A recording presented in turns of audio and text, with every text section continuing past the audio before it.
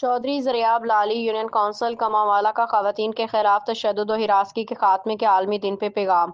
خواتین کے خلاف ہر طرح کا ظلم روکنا اجتماعی ذمہ داری ہے۔ خواتین کی سلامتی و آزادی کے بغیر کوئی بھی ریاست مکمل انصاف کا نظام تشکیل نہیں دے سکتی۔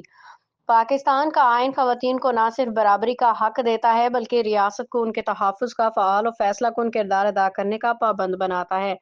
اسلام عورت کی عزت کو ایسی حرمت عطا کرتا ہے جو ظلم، جبر یا استحصال کے ہر امکان کو اخلاقاً، شرعیاً اور سماجیات میں ناقابل قبول قرار دیتی ہے۔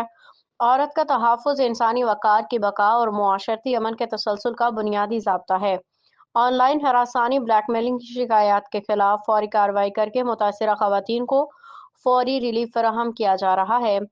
حکومت خواتین کے تحفظ، معاونت اور فوری انصاف کی فراہمی کے لیے متعدد پالیسی اقدامات پہ عمل درآمد یقینی بنا رہی ہے۔ ریاست کی زیرو ٹالرنس حکمت عملی اس عزم کا اظہار ہے کہ خواتین کے خلاف ظلم کسی سماجی روایت یا ذاتی اثر و رسوخ کے پیچھے چھپ نہیں سکے گا۔